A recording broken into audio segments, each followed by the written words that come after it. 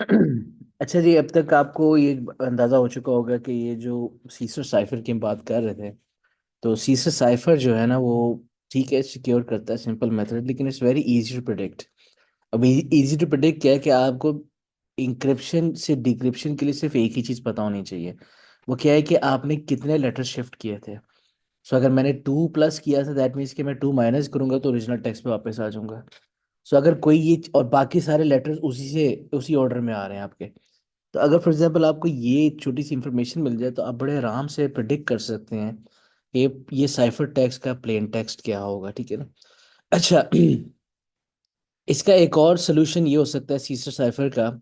एक तो हमने देखा ना कि आप रैंडमली जनरेट कर दें उसकी की को, ठीक है, that's may be a good solution. जितना आप रैंडमली काम करें तो उतना आपकी ना प्रिडिक्शन मुश्किल हो जाती है। एक तो इसका सोल्यूशन सेंस बनाता है कि आप रैंडम जो अपनी की है वो रैंडमली सिलेक्ट करें और प्लेन टेक्स्ट की साइफर टेक्स्ट कैरेक्टर्स की रैंडम को सब्स्टिट्यूशन करें, ठीक है, तो ये हो सकता है। दूसरा सोल्यूशन है, इसको हम कहते हैं पॉली अल्फाबेटिक साइफर, ठीक है ना। अब पॉली अल्फाबेटिक साइफर का मतलब ये कि एक ही एक ही प्लेन टेक्स्ट के कैरेक्टर के multiple cipher text version exist कर सकते हैं, ठीक है ना। नाउ पॉली अल्फाबेटिक साइफर की जो सबसे अच्छी एग्जांपल है या अच्छी इम्प्लीमेंटेशन है, वो एग्जिस्ट करती है in the form of your vernier, पता नहीं क्या उसका नाम है, हाँ, वर्नियर साइफर, ये विगिनेयर विगिनेयर साइफर, ठीक है।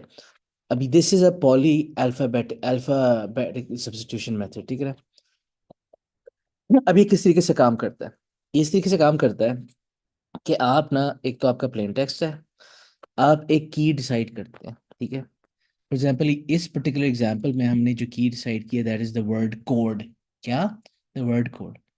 अब देखिए, मैं code code code code repeat करे जा रहा हूँ, और हर प्लेन टेक्स्ट के कैरेक्टर के अंदर जो नीचे प्लेन टेक्स्ट के कैरेक्टर नीचे जो कोड आ रहा है, जो जो की स्ट्रीम कोड आ रहा है, वो it is a sequence of the same word being repeated. यानी मेरा जो की स्ट्रीम है, कोड कुछ भी हो सकता है, ठीक है ना, लेकिन जो भी आपकी की स्ट्रिंग वैल्यू है आप उसी को बार बार लिखेंगे, ठीक है। सो आपके पास जहाँ पे जितने लेटर्स हैं उतनी जगह आपने उन्हीं लेटर्स को रिप्लेस करना, CODE CODE CODE, ठीक है ना, ये कर लिया। अच्छा, this is the first step. उसके बाद सेकंड स्टेप क्या होगा कि आप अपनी जो ये वाला एक डायग्राम है जिसको आप इस यूज करेंगे for calculating the cipher text against each plain text, ठीक है। अब हम कैसे करेंगे? फॉर एग्जाम्पल आप ये देखें कि आपके पास ये जो हॉरिजॉन्टल है ना, क्या कहते हैं कि जो ये आपको हॉरिजॉन्टल लेटर्स नजर आ रहे हैं, ये रिप्रेजेंट कर रहे हैं, यानी रो वाइज जो लेटर्स नजर आ रहे हैं ये आपका प्लेन टेक्स्ट है। और जो कॉलम वाइज लेटर्स रिप्रेजेंट है ये आपके साइफर टेक्स्ट है, ठीक है।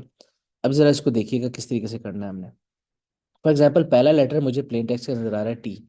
We go to T right here. उसके बाद टी के अगेंस्ट आप देखोगे कि उसका जो की स्ट्रीम है that is C. So T के अगेंस्ट आप देखते हैं कि साइफर टेक्स्ट में टी के अगेंस्ट साइफर टेक्स्ट में मेरे पास सी आ रहा है, ठीक है ना। जहाँ पे प्लेन टेक्स्ट का टी और साइफर टेक्स्ट का सी मैच करेगा, that is the letter that you have to use to replace T with. इसका मतलब देखो, मैंने टी की जगह वी लिख दिया, ठीक है। इसी तरह अगर आप एच को देखें, तो एच का प्लेन टेक्स्ट की जो वैल्यू है उसकी जो कोरिस्पॉन्डिंग की स्ट्रीम की वैल्यू दैट इज ओ। तो आप देखेंगे कि एच की ओ के साथ मैचिंग कहाँ होती है। सो ये मेरा एच है, और ओ के साथ यहाँ पे आपके बन जाता है अगेन वी, ठीक है। सो देखो ये दूसरा वी आ गया।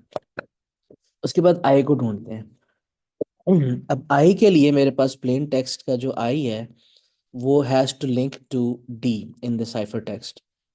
तो आई के साथ मैं, यानी की स्ट्रीम वैल्यू आई के साथ मैं डी लिंक करता हूँ, ये मेरा डी राइट हियर, आई के साथ D, that that makes L over here, ठीक है ना। ये प्रोसीजर सबको समझ आ रहा है? Yes, sir, but sir, in this way, one letter V is representing more than one alpha like letter in the plain text. That Like that V is is the, also T, it is also H, and हाँ, it is also अब S. हाँ ठीक है। अब इसका इसका जो reverse होगा ना वो भी देखें कि अब आप वी का सी के साथ लिंक करो। वी जो है ना सी के साथ कहाँ मैच हो रहा है, ठीक है। वी का आपके पास सी के साथ, यानी V and U go to C, बल्कि यहाँ पे देखते हैं। वी के साथ सी मैच करें। Let's see if it really does work that way. यहाँ पे तो एक्स आ रहा है, हमें टी के साथ कैसे मैच करना है? I should and up with T somehow. अच्छा हाँ, सी। आपने वी के साथ, ये आपका सी है, और आपने सी को वी के साथ मैच करना है, यानी आपके पास यहाँ पे सी है, और आप देखेंगे वी जो है, यहाँ पे तो नहीं आ रहा, इधर ही देखने, अगर यहाँ पे मेरे पास वी है, उसका सी कहाँ पे बन रहा है? अच्छा, ये डिकोडिंग में नहीं काम कर रहा है, इंकोडिंग के लिए काम कर रहा है। No, that's sir, interesting. it can work. It can कैसे? work. You look in नहीं, the C column for the key stream and see where the V comes C column in the column. और V देखें आपके पास, V V V V V V कहाँ गया V? C It's column, it's right there. यहाँ ये रवि। तो उसके अंदर देखो ना, एक्स बन रहा है, तो हमें टी अचीव करना है। No, no, no, no, sir, not the V on the in the rows. V हाँ, within the column of C. It's a अच्छा, T. हाँ हाँ, सही सही सही सही सही। हाँ, सही सही सही। अब आप सी में वी देखें, हाँ वो टी बन गया, ठीक है, सही सही, तो रिवर्स हो गया। उसके बाद ओ में ओ में अगर आप देखेंगे वी कहाँ पे आ रहा है, उसमें एच आ रहा है, ठीक है, सही है। तो प्रॉब्लम क्या है इसमें?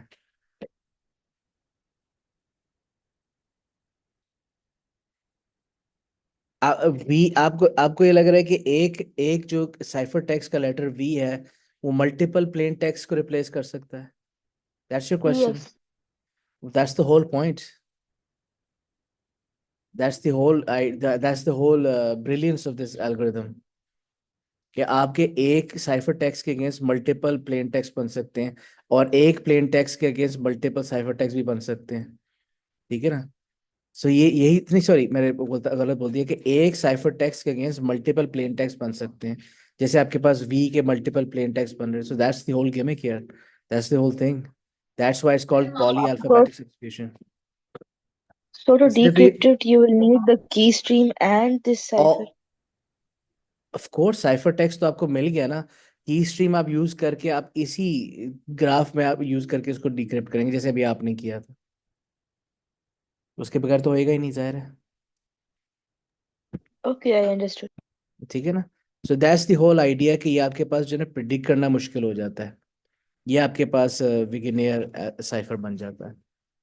Does everyone understand this? ये देखिए, मीराल ने कितना अच्छा Yes. तरीका बताया ढूंढने का, कि अगर आपके पास साइफर टेक्स्ट, आप अपने कोड स्ट्रीम में जाएं, और सी लेटर के जगह देखिए वी कहाँ पे आ रहा है, जहाँ पे वी आ रहा है वहां पे आपका जो प्लेन टेक्स्ट का रिप्लेसिंग लेटर आ रहा है। सो आपके पास ये देखो, वी कोड स्ट्रीम के अंदर वी आ रहा है इधर, तो उसके अगेंस्ट यहाँ पे आपका टी आ गया, ठीक है। उसके बाद एच, जहाँ आपके पास कोड स्ट्रीम में ओ जहाँ पे आ रहा है, उसके अगेंस्ट आपने देखना है कि वी किधर आ रहा है। तो ओ वाले कॉलम के अंदर वी जहाँ पे भी आ रहा है, that is your H letter, ठीक है ना? तो इस तरीके से आप अपने रिवर्स में भी कैलकुलेट कर सकते हैं, अपना साइफर टेक्स्ट से वापस प्लेन टेक्स्ट पे जा सकते हैं, ठीक है। So this is your sir beginner इसका सॉफ्टवेयर। डिसएडवांटेज क्या है? जी? एडवांटेज क्या है? डिसएडवांटेज क्या है एडवांट इसका? एडवांटेज क्या है? नहीं, इसका डिसएडवांटेज क्या है? डिसएडवांटेज, आई कैंट से कि disadvantage, this is a very clever mechanism, लेकिन ये कि डिसएडवांटेज देखते हैं बुक क्या कहती है, लेकिन इसका डिसएडवांटेज ये हो सकता है कि ये जो आपके सामने जो ग्रिड बना हुआ है ना, ये फिक्स्ड है, तो it's kind of predictable in this way, यानी ये जो सीक्वेंस ऑफ लेटर्स आपको नजर आ रहे हैं ना, दिस इज एक्चुअली स्टैंडर्ड, यानी आपने यही चीज फॉलो करनी है। तो इसका मतलब ये कि प्रिडिक्ट करना भी आसान हो सकता है। एक मेरे जहन में ये चीज आ रही है, फर्दर मैं देख के बता सकता हूँ कि इसमें और क्या प्रॉब्लम होगा, लेकिन एडवांटेज तो हमें समझ आ गया जनाब, एक लेटर के अगेंस्ट, एक साइफर टेक्स्ट के against multiple plain text version बन सकते हैं।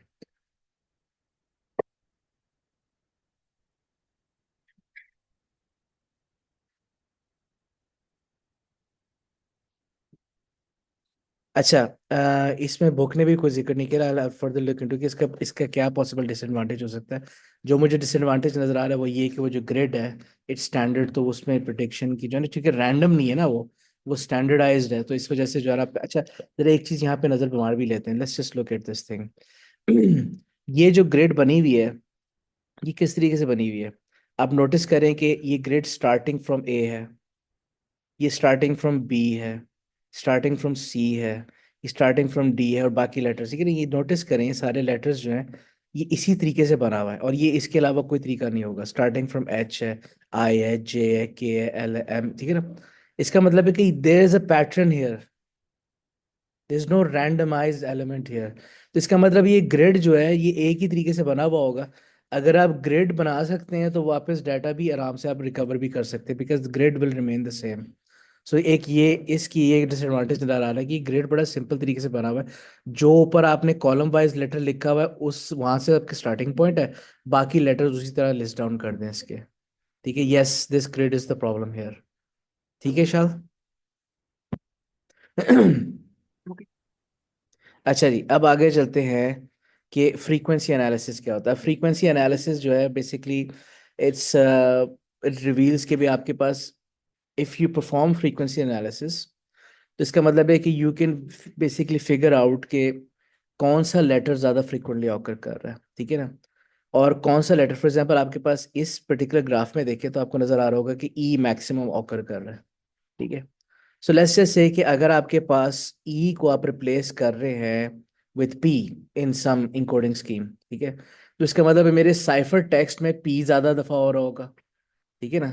सो अगर मुझे English language, generally English language के बारे में मुझे इंफॉर्मेशन ही पता है कि E is a very commonly occurring letter, तो मुझे अगर फॉर एग्जांपल एक साइफर टेक्स्ट में पी ज़्यादा नज़र आ रहा होगा ना, तो मुझे अंदाज़ा हो जाएगा जनाब कि ये दैट मस्ट बी ई, ठीक है ना? तो ये frequency of your letters, because this is generally the nature of English language, इस फ्रीक्वेंसी की वजह से प्रिडिक्शन करना भी किसी हद तक आसान हो सकता है, ठीक है? सो जो लेटर ज़्यादा फ्रीक्वेंटली ऑकर कर रहा है उसकी जितनी भी फ्रीक्वेंसी की परसेंटेज है, उसके हिसाब से आप मैच करो कि आपने साइफर टेक्स्ट में कौन सा लेटर उस फ्रीक्वेंसी से मैच कर रहा है। There for that letter must be this E या वट एवर। फॉर एग्जाम्पल अगर ई आपका इतने परसेंटेज ऑकर कर रहा है, तो इसका मतलब है कि अगर P उतना परसेंटेज ऑकर करे that means P must be E।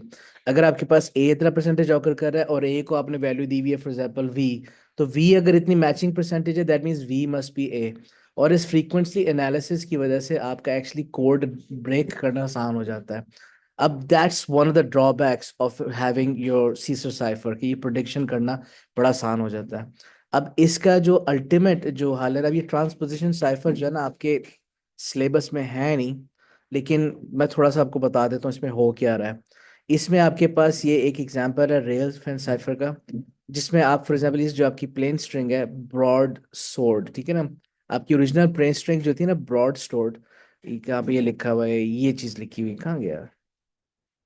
अच्छा हाँ, अब सीसर साइफर में एक और वेरिएशन थी, मैं बताना भूल गया आपको। सीसर साइफर में आप क्या करें कि आप ना एक कोई रैंडमली वर्ड चूज कर लेते हैं। फॉर एग्जांपल एक वर्ड है बीज वैक्स, इसके अंदर दो ईज आ रहे हैं तो एक ई काम कर दें, ठीक है ना? ये जो आपने एक वर्ड चूज किया है, आप पहले 6 लेटर्स को इस वर्ड से रिप्लेस कर दें। तो इसका मतलब है A will be replace with B, B will replace with E, I, S, C will be replace with S, D with W, A E with A, F with X, ठीक है ना? अब ये चीज करने के बाद रैंडम वर्ड है, ठीक है ना? उसके बाद बाकी जो आपके पास अल्फाबेटिकल लेटर्स आ रहे हैं ना starting from what ever was not part of this word, यानी अब देखो ना कि इसके अंदर ए भी है बी भी है, तो आपने नेक्स्ट लेटर नहीं था इसमें, वो सी था। उसके बाद इसके अंदर डी आ गया, फिर ई आपने उस कीवर्ड में डाला हुआ है, तो ई यहाँ पे मेंशन नहीं है, ठीक है ना? एफ जी एच इस तरह बाकी सारे जितने भी लेटर्स जो उसमें नहीं यूज हुए हुए, वो आपने अल्फाबेट में रिमेनिंग डाल देने हैं।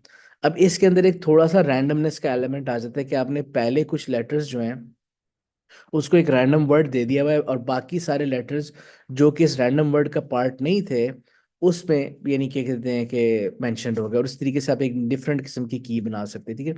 अगेन अगेन ये रिप्लेसमेंट एल्गोरिदम ही है, तो इसमें आपके पास एक नया एलिमेंट है, एक नई थोड़ी सी सिक्योरिटी ऐड हो जाती है। If we include a random word at the beginning, और बाकी जो रिमेनिंग जो लेटर्स हैं वो आप अपनी की में शामिल कर लेते हैं अल्फाबेटिकली ऑर्डर करके, ठीक है? तो ये एक और अल्टरनेट मेथड है सीसर साइफर का। अच्छा जी, अब यहाँ पे हमने जो ये ट्रांजिट पोजिशन साइफर है उसमें जो एक एग्जांपल है रेल फेंस की, वो रेल फेंस क्या करता है कि आपके पास डिफरेंट वेरिएशन है। फॉर एग्जांपल, एक रेल फेंस है जो आप 2 रोज में स्प्लिट करना चाहते हैं। अब 2 रोज में रेल फेंस यूज करते स्प्लिट करने का मतलब ये कि मेरी जो ओरिजिनल स्ट्रिंग थी ना, ब्रॉड्स, क्या नाम था यार उसका, ये, ठीक है ना, ये जो मेरा वर्ड है, for example this my plain text. अब आप देखें कि इस पूरे वर्ड को हमने 2 रोज में स्प्लिट किया हुआ है, यानी कि पहला लेटर इधर, फिर दूसरा लेटर इधर, फिर तीसरा लेटर इधर, फिर चौथा लेटर इस तरह। और उसके बाद आप इसको एज अ सिंगल स्ट्रिंग लिख देते हैं, यानी कि BODWRCLIG। उसके बाद नीचे वाले रो के एलिमेंट्स आ जाते हैं RASOTALN। तो इस तरीके से जो आप डाटा कंबाइन करके लिखोगे, this will result in the cipher text generated from a rail fence cipher from the original string। ठीक है ना। यही चीज अगर आप 3 रोज के साथ करते हैं तो वही मैंने plain string 1 character at a time different rows में मेंशन किया हुआ है। ठीक है। और मैं जब इसको कंबाइन करूंगा तो BDRLGRASOD इस तरह करके ना आपका साइफर टेक्स्ट बन जाता है। ठीक है ना। इसको रेल फेंस साइफर कहते हैं। अच्छा, एक और ऑल्टरनेट अप्रोच है, उसको रूट साइफर कहते हैं, जिसमें अगर मैंने अपना पूरा जो ग्रिड, एक जो साइफर ग्रिड एक बनानी है जिसमें 6 by 3 की, यानी 6 rows and 3 columns है। इसमें गौर करें कि मैं तमाम तर लेटर्स जो है ना, from top to bottom, broad, store, sword, calling, इस तरह करके लिखा हुआ है। ठीक है ना। ये मैंने इस तरीके से रूट साइफर बना के अपना प्लेन टेक्स्ट लिखा हुआ है। एंड बाद में मैं इसको लिखना चाहूँ तो मैं लिखूंगा BWLROLADNDCGSAA। ठीक है ना। तो ये आपके पास उसका रिजल्टिंग साइफर टेक्स्ट बन जाता है। ये देखो आपके पास ये चीज। अच्छा, आप नोटिस करेंगे कि एंड में मैंने बिला वजह एक ए डाला हुआ है। उसकी रीजन ये है, इसको नल कैरेक्टर कहते हैं। ये आप इसलिए डाल रहे हैं बिकॉज आपने ग्रिड पूरी करनी है।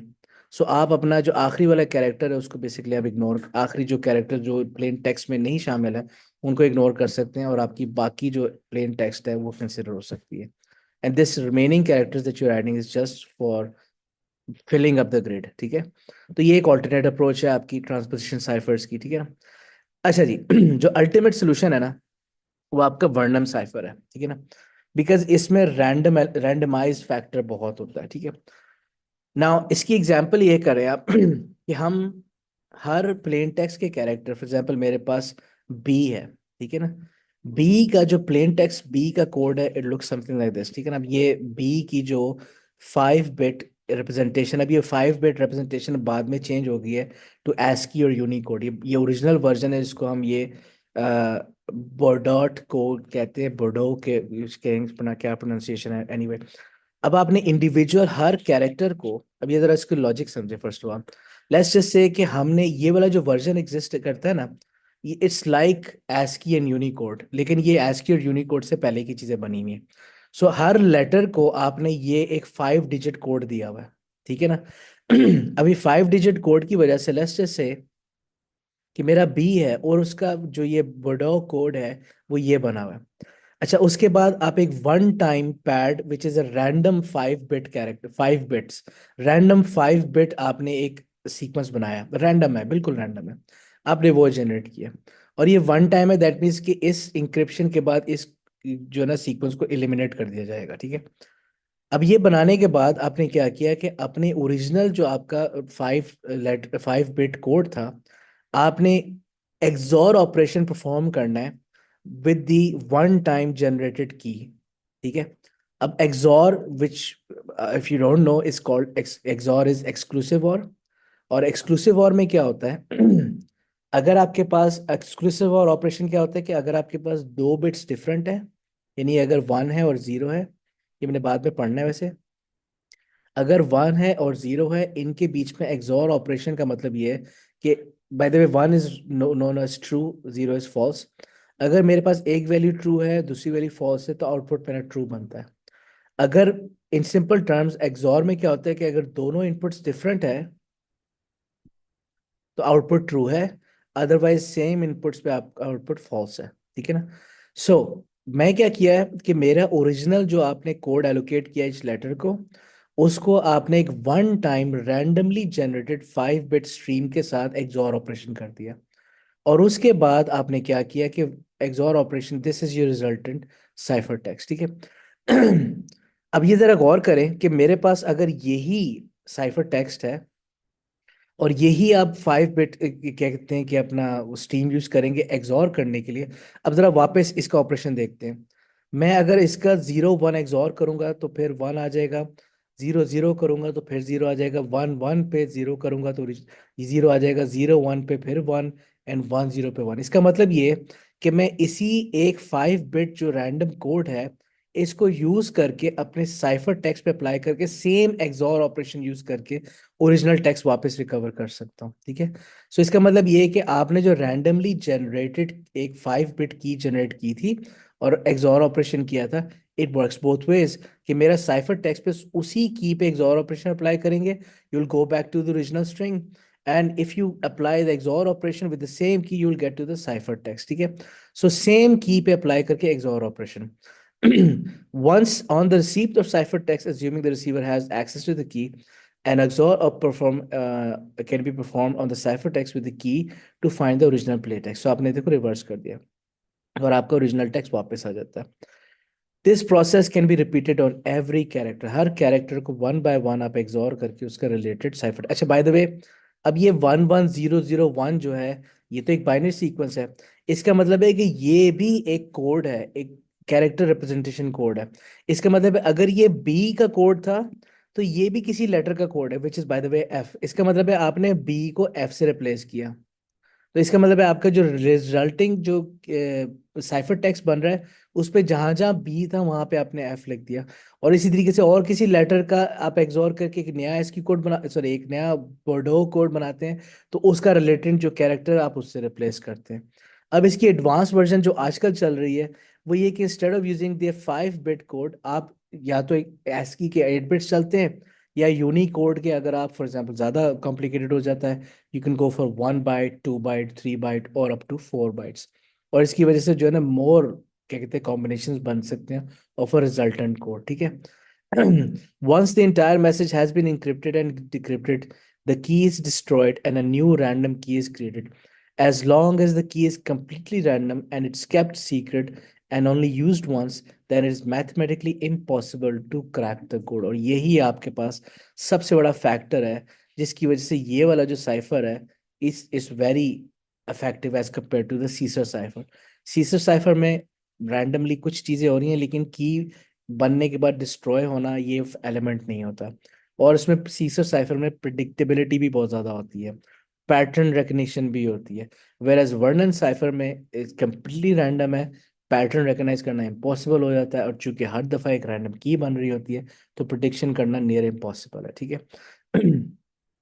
This is because a key is entirely random and therefore creates outcomes that are random.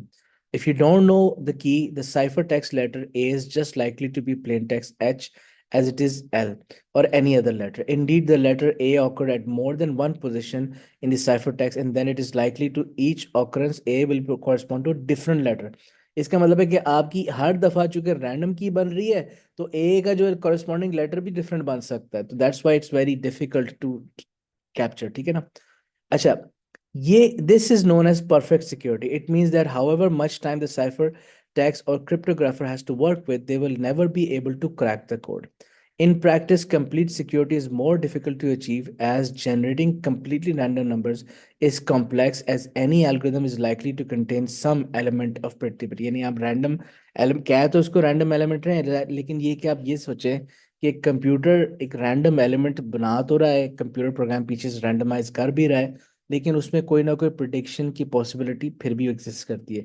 इसलिए तो हम इतनी बड़ी बड़ी कीज की तरफ जा रहे होते हैं। फॉर एग्जांपल 128 बिट की अब 128 बिट का मतलब है 2 raise power 128 different combination exist करते हैं, मोर डिफिकल्ट टू प्रिडिक्ट, ठीक है ना। जितनी बिट ज्यादा इंक्लूड कर दोगे उतनी ज्यादा डिफिकल्टी आ जाएगी उसके अंदर, ठीक है।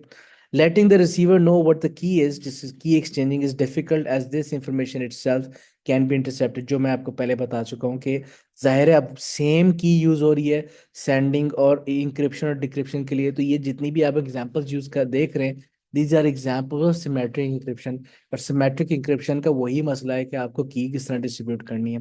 Moreover, there is no way of authenticating the user, the sender and receiver. So if the key was intercepted, messages could be sent from unauthorised sources. ये बड़ा इंपॉर्टेंट पॉइंट है। इंटरनेट पे कम्युनिकेशन करते हुए जो सबसे बड़ा प्रॉब्लम है ना, वो ये है कि you never really sure you're communicating with. ठीक है। और यहाँ पे इस प्रॉब्लम को, इस गोल को, जो verifying who you are, is called authentication. There are very effective methods that authentication can be carried out. लेकिन ये कि जब तक वो ऑथेंटिकेशन नहीं करोगे, you can not trust transmission. अब मैं आपको ऑथेंटिकेशन का जो एक तरीका, it's not part of syllabus, लेकिन जल्द क्विकली से मैं आपको एक समझा देता हूँ ये करता है किस तरीके से है। अभी हमने थोड़ी देर पहले एक सिमेट्रिक इंक्रिप्शन की बात की है। ठीक है। यहाँ पे एसिमेट्रिक इंक्रिप्शन। अब एसिमेट्रिक इंक्रिप्शन में एक बड़ा सिंपल सा रूल है कि मैं जिसको डाटा भेजना चाहता हूँ, मैं उसकी पब्लिक की यूज़ करके डाटा को इंक्रिप्ट करके भेज दूंगा। चूंकि मैंने मैचिंग की पेयर्स हैं, तो जिसकी मैंने पब्लिक की यूज़ की है उसी की प्राइवेट की चलेगी डिक्रिप्ट करने के लिए। Is this clear? ये बात तो सबको याद है ना, ये तो हमने, कुछ में कोई मसला नहीं है। ठीक है। अगर कोई Yes. प्रॉब्लम है इसमें तो मुझे please let me know. Asymmetric encryption का ये वर्किंग है, ठीक है ना। अब एसिमेट्रिक इंक्रिप्शन को रिवर्स कर दो। रिवर्स करने का मतलब है कि किसी को डाटा भेजने से पहले, instead of using their public key, why don't you encrypt the data with your own private key. ठीक है, ये बात जरा समझें। मैंने डाटा भेजने से पहले अपनी प्राइवेट की से इंक्रिप्ट कर दिया, जो कि मेरे अलावा किसी के पास नहीं हो सकती। ठीक है, और डाटा फॉरवर्ड कर दिया। उसके बाद जो इंटेंडेड रेसिपिएंट है ना, वो डाटा को डिक्रिप्ट करना अगर चाहेगा ना, तो उसको मेरी पब्लिक की यूज करनी पड़ेगी। ये ध्यान में रखिएगा कि एसिमेट्रिक इंक्रिप्शन में इंक्रिप्शन और डिक्रिप्शन की कीज सेपरेट होती हैं, and there are always matching key pairs. इसका मतलब है कि मैंने अगर प्राइवेट की पब्लिक की से डिक्रिप्ट किया है, तो इंक्रिप्ट किया है, तो डिक्रिप्ट करने के लिए प्राइवेट की यूज होगी। जो कि आपने इंक्रिप्शन के लिए यूज की है, उसकी मैचिंग की पेयर डिक्रिप्शन के लिए यूज होगा। इसी तरीके से मैंने अगर अपनी प्राइवेट की से इंक्रिप्ट किया है, तो मेरे डाटा भेजा हुआ डिक्रिप्ट करने के लिए आपको मेरी ही पब्लिक की यूज करनी पड़ेगी। सो यहाँ पे भी मैं यही एग्जांपल देना चाह रहा हूँ आपको कि मैं फॉर एग्जांपल एक यूजर को डाटा भेजना चाहता हूँ, तो भेजने से पहले डाटा को मैं अपनी प्राइवेट की से इंक्रिप्ट कर देता हूँ और डाटा फॉरवर्ड कर देता हूँ। और उस डाटा ट्रांसमिशन पे लिखा है कि दिस इज फ्रॉम हसन। वो डाटा मेरी तरफ से ही आ गया। ठीक है ना। अच्छा, now the intended recipient will decrypt the data, since उस पर लिखा हुआ है कि हसन की तरफ से आया। The intended recipient will decrypt the data using my public की। अब अगर तो वाकई वो डिक्रिप्ट हो गया है, दैट मीन्स पब्लिक और प्राइवेट की मैच पेयर हो गया है। हैंस प्रूव्ड कि ये डाटा वाकई हसन की तरफ से आया था। बिकॉज अगर वो हसन की पब्लिक की यूज कर रहा है, तो इसका मतलब है मैचिंग की पेयर हसन की प्राइवेट की यूज हुई होगी, और मेरी प्राइवेट की मेरे अलावा किसी के पास नहीं है। तो इसका मतलब है गारंटीड अगर डिक्रिप्ट हो गया, दैट मीन्स इट्स प्रूवन कि it was in really sent by Hasan. लेकिन अगर कोई एक फेक यूजर हसन बन के डायरेक्ट इनक्रिप्ट करके भेजा है, तो इसका मतलब है उसने इंक्रिप्ट किया तो अपनी प्राइवेट की से होगा ना, लेकिन उस पर चूंकि हसन लिखा हुआ है, तो मेरा इंटेंडेड रेसिपिएंट जो है वो हसन समझ के हसन की प्राइवेट पब्लिक की यूज करके डिक्रिप्ट करने की कोशिश करेगा। अब चूंकि प्राइवेट की कोई और थी, पब्लिक की हसन की यूज हो रहा है, तो इसलिए वो मैचिंग की पेयर ना होने की वजह से डिक्रिप्ट होएगा नहीं। और मेरे यूजर को इंस्टेंटली पता चल जाएगा, इंटेंडेड रेसिपिएंट को इंस्टेंटली पता चल जाएगा कि जनाब this is not Hasan. Because मैंने हसन की पब्लिक की ट्राई की, चूंकि हसन की पब्लिक की नहीं लगी, किसी और की लगी हुई है, दैट मीन्स इट्स प्रूवन कि this is not the intended person. इस कॉन्सेप्ट को कहते हैं डिजिटल सिग्नेचर। इसका कॉल्ड है डिजिटल सिग्नेचर। ठीक है। इस digital signature like actual signature, अगर हम जब रियल लाइफ में सिग्नेचर करते हैं, उसका पर्पस क्या है कि डॉक्यूमेंट पे किसी बंदे का सिग्नेचर हुआ हुआ है, दैट मीन्स कि दैट पर्सन वेरीफाइड दिस, उसका साइन है, I recognise that sign, it means yes truly जो है ना, ये वो उस बंदे ने ही क्या कहते हैं कि भेजा होगा। लेकिन अब यही कॉन्सेप्ट अगर हम इंटरनेट पे अप्लाई करना चाहते हैं, तो वो डिजिटल सिग्नेचर हो जाता है। सो अगर मैंने अपनी प्राइवेट की करके इंक्रिप्ट किया हुआ है, दैट मीन्स कि अगर पब्लिक की लग गई, दैट मीन्स कि yes it is really him, otherwise it's not. तो ये जो प्रॉब्लम है ना, जिसमें यहाँ पे जिक्र किया हुआ है कि हम कैसे गारंटी कर सकते हैं कि डाटा वाकई ओरिजिनल सोर्स से आया कि नहीं आया, वो बड़ा इजीली आप कर सकते हैं यूजिंग डिजिटल सिग्नेचर्स, जिसमें आप अब प्राइवेट की और पब्लिक की ही कॉन्सेप्ट यूज कर रहे हैं, लेकिन रिवर्स में यूज कर रहे होते हैं। Is this clear?